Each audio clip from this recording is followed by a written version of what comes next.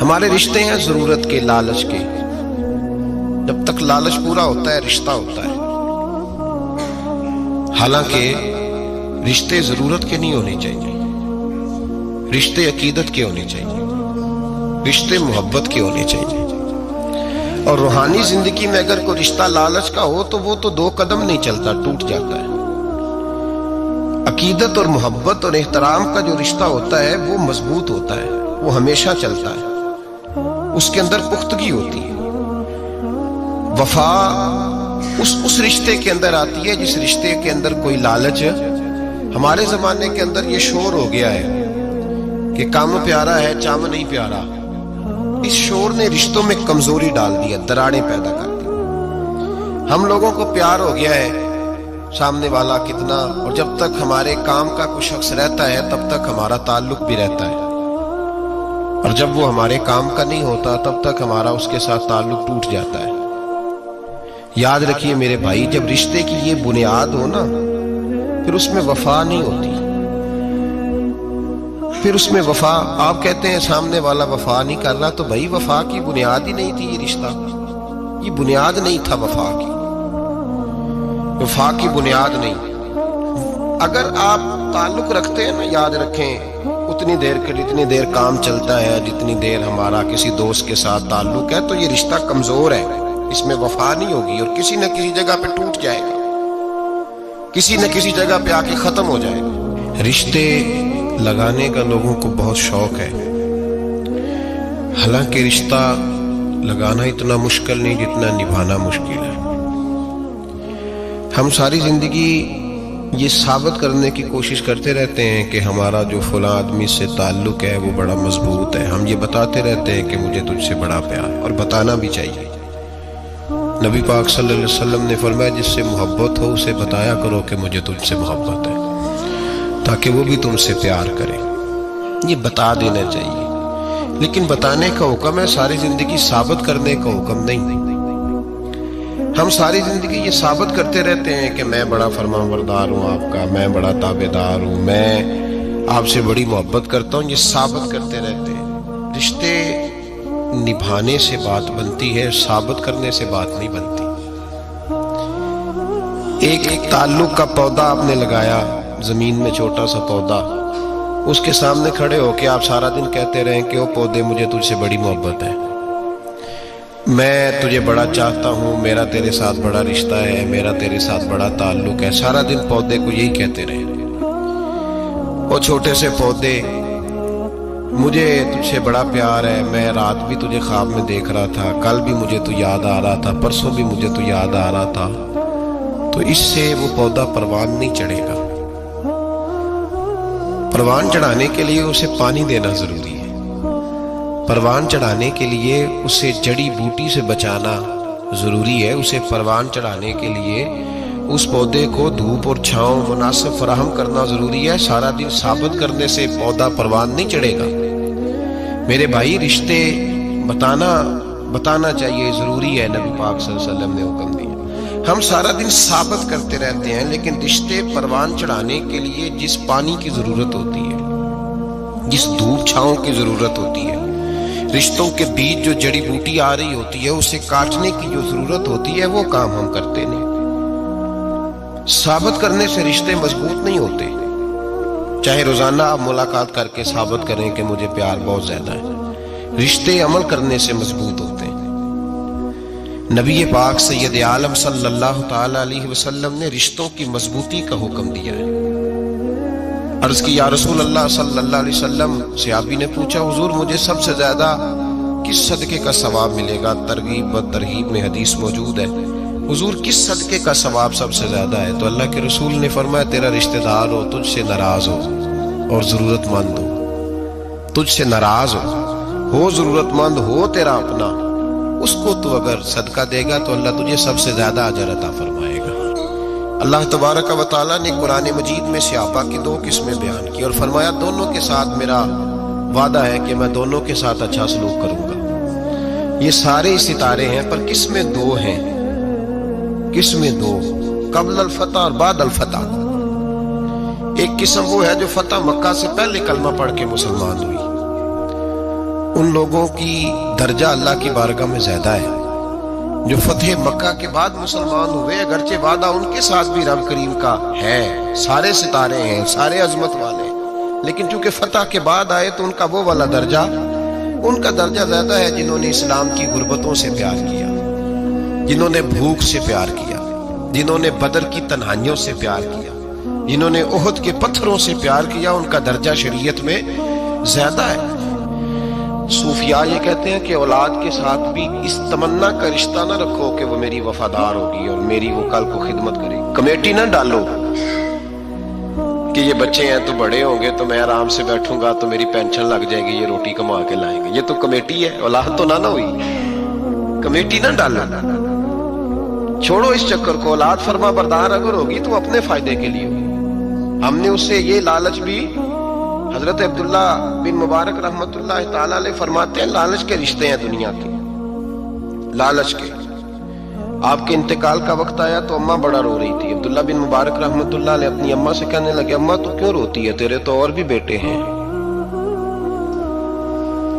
تو کو میرے بعد لوارث تو نہیں ہو جائے گی، آخری وقت ہے، نزع کا عالم، اماں تو کیوں روتی ہے، اور بھی بیٹے ہیں؟ تو اماں کہنے لگی بیٹا اور بھی بیٹے ہیں پر جس طرح کا دھیان تو رکھتا تھا وہ نہیں رکھتے، جس طرح وقت پہ دوائی تو لا کے دیتا تھا وہ نہیں لا کے دیتے، جس طرح تو میرے کھانے پینے کا خیال رکھتا تھا وہ نہیں۔ کہنے لگی اچھا اماں اس کا مطلب ہے تو مجھے نہیں رو رہی، تو اپنی ضرورتوں کو رو رہی ہے کہ روٹی کون دے گا، کھانا کون لائے گا، دوائی، میں سمجھا تھا شاید مجھے رو رہی ہے۔ بیوی سے پوچھا تو کیوں رو رہی ہے، تو کہنے لگی تیری وجہ سے میری بادشاہی تھی، تو موجود ہے تو خاندان میں، معاشرے میں میرا ایک وقار ہے، تیرے بعد تو بیوہ کی زندگی ہوگی۔ آپ فرمانے لگے اوہو میں سمجھا تھا شاید مجھے رو رہی ہے، تو اپنے وقار کو رو رہی ہے۔ بیٹوں اور بیٹیوں سے پوچھا تمہاری آنکھوں میں کیوں آنسو چھلکتے ہیں، کہنے لگے ابا جس پیار سے باپ شادی کرتا ہے دوسرا کوئی نہیں کر سکتا، اور جس محبت سے باپ لا کے کما کے دیتا ہے دوسرا کوئی نہیں دے سکتا۔ فرمانے لگے اوہو میں سمجھا تھا مجھے رو رہے ہو، تم تو شادیوں کو رو رہے ہو، میرے ساتھ تو تعلق ہی نہیں۔ پھر عبداللہ بن مبارک رونے لگے اور پھوٹ کے روئے۔ کسی نے کہا آپ کیوں روتے ہیں، فرمایا آج سمجھ آئی ہے میرے ساتھ اگر بے لوث رشتہ ہے تو یا خدا کا ہے یا محمد مصطفیٰ کا ہے صلی اللہ علیہ وسلم، آج سمجھ آئی ہے۔ وہ میں نے جن کے ساتھ تعلق مضبوط کیا ہی نہیں، کبھی فجر چھوڑی، کبھی زور چھوڑی، کبھی ایک رہ گیا، کبھی وہ رہ گیا، کبھی داڑھی کا پروگرام بنا، کبھی رہ گیا، جن کے ساتھ میں کمزور تھا وہ میرے ساتھ مضبوط تھے، اور جن کے ساتھ میں مضبوط تھا ان کا میرے ساتھ کیا حال تھا۔ یہ کمزوری ہے رشتوں میں، وفا نہیں۔ ہمیں تو بھائی کام پیارا ہے، چم نہیں، بالکل۔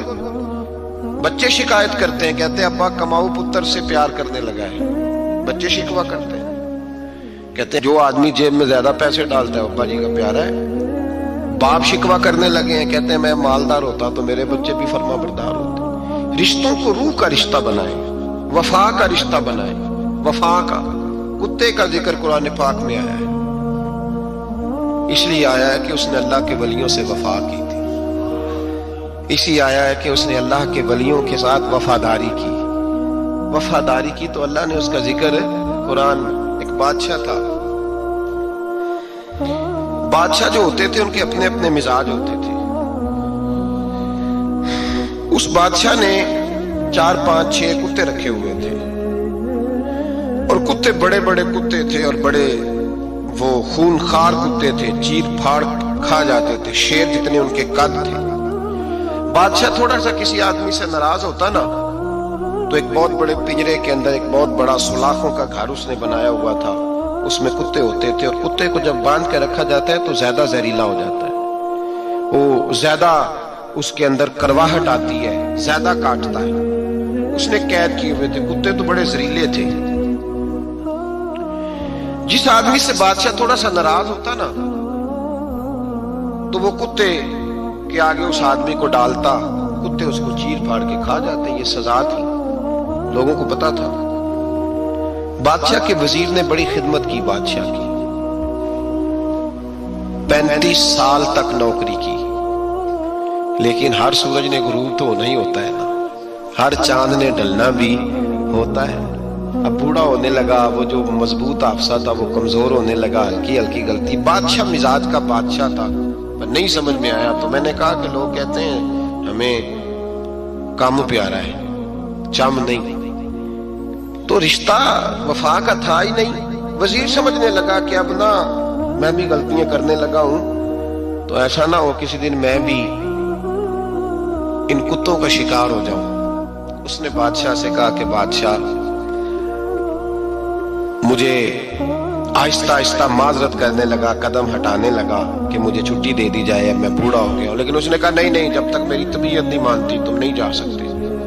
मुतलक उलेनान लोग थे। वजीर खामोश हो गया, परेशान रहने लगा, गलती हो गई है तो फेंक देगा। एक तजवीज उसके ज़हन में आई। वो जो पिंजरे, कुत्तों के पिंजरे पर मुहाफिज बैठा था ना, जो उनको खाना डालता था, रोटी डालता था, गोश्त देता था, उसको एक दिन कहने लगा, यार तेरी ड्यूटी है सारा दिन कुत्तों को खाना देने की, गोश्त देने की, तो 2-4 दिन ड्यूटी मुझे नहीं देता?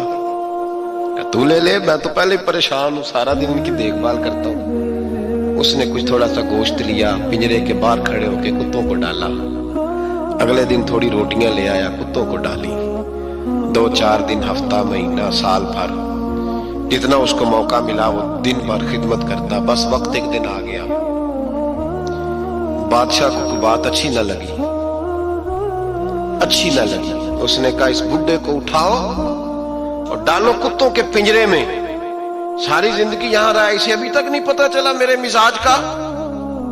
उठा के पिंजरे में डाला ना, तो बजाय इसके कि कुत्ते उसे काट खाते, वो उसके पैर चूमने लगे। वो पैर चूमने लगे, हाथ चूमने लगे, चाटने लगे। तो बादशाह सामने खड़ा था नजारा देखने को कि चीर फाड़ करते तो खुश हुआ करता था। खूंखार दरिंदे जैसी उसकी तबीयत हो गई। जब देखा वो प्यार कर रहे हैं, तो बादशाह वजीर से कहने लगा, ये क्या है? तो वजीर रो पड़ा, कहने लगा, तू सियासतदान था तो मैं भी सियासतदान था, सारी जिंदगी सियासत की, लेकिन दुनियादारों के साथ रहा, तो अंजाम ये हुआ कि मुझे इस पिंजरे में डाल दिया गया। देख, तू बहुत बड़ा सियाना था और मैं भी समझदार था, वजीर रहा, लेकिन हमारा रूह का रिश्ता न बन सका। अरे हमसे तो ये कुत्ते ही अच्छे निकले। तेरी 40-35 साल खिदमत की तो तूने कुत्तों के आगे डाल दिया। इन्हें तो चंद महीने रोटी डाली है, मेरे वफादार हो गए। चंद महीने रोटी, जिन्हां तना विच इश्क न रचिया, कुत्ते ना थी चंगे। जिन्हां तना विच इश्क न रचिया, कुत्ते ना थी चंगे। मालक देकर राखी कर दे, साबर भुखे नंगे। और बाबा बुल्ले शाह साहब फरमाते, तो राती जागे ते शेख सदावे, राती जागते कुत्ते ते तैथों उत्ते मालक दा तरमूल न छड़ दे।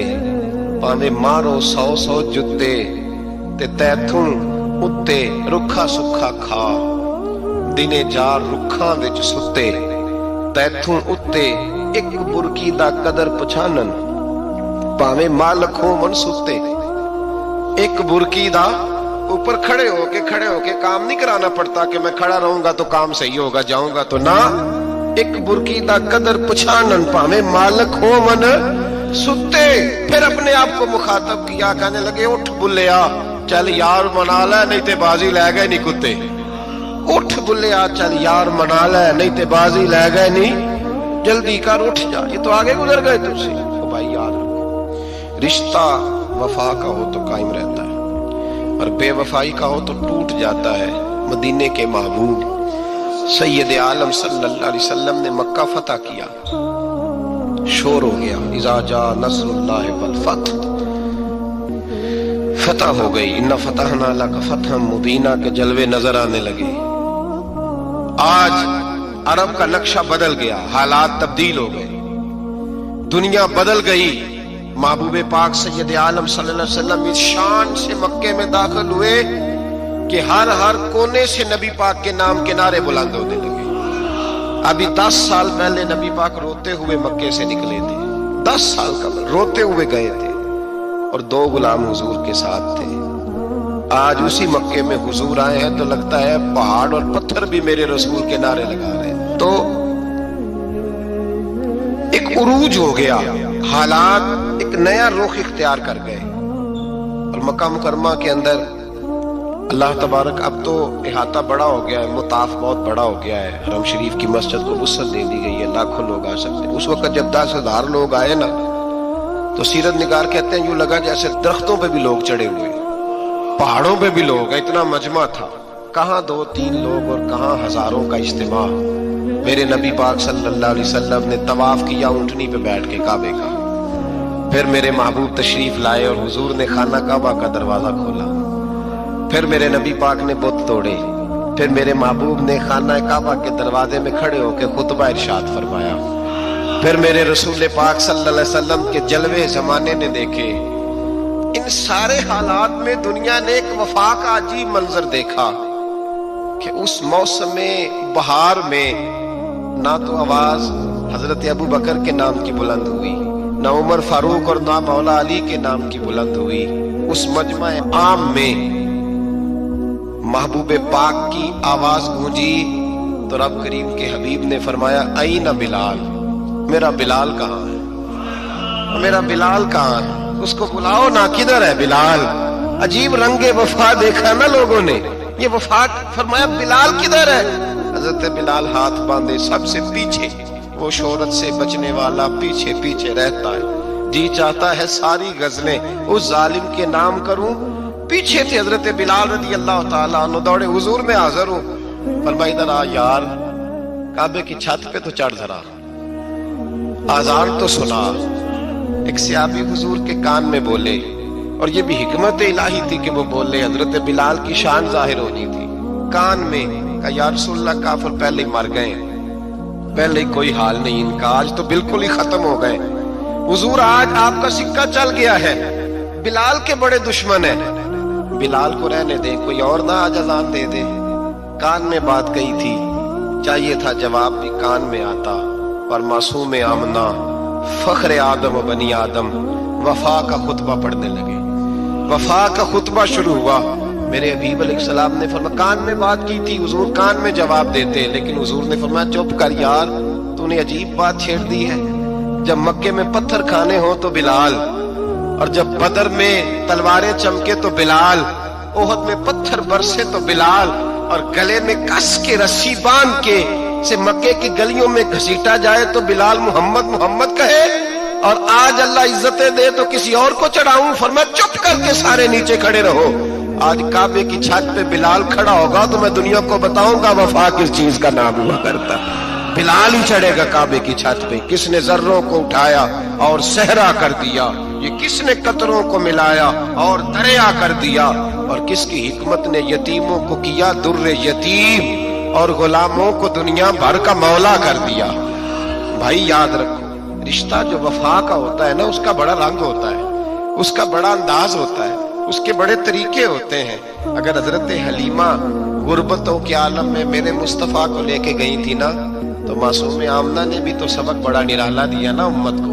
حضرت حلیمہ جب لے کے گئی تھی تو تب تو 3 لوگ تھے نا، کوئی دیکھنے والا نہیں تھا، 3-4 لوگوں میں لے کے گئی تھی۔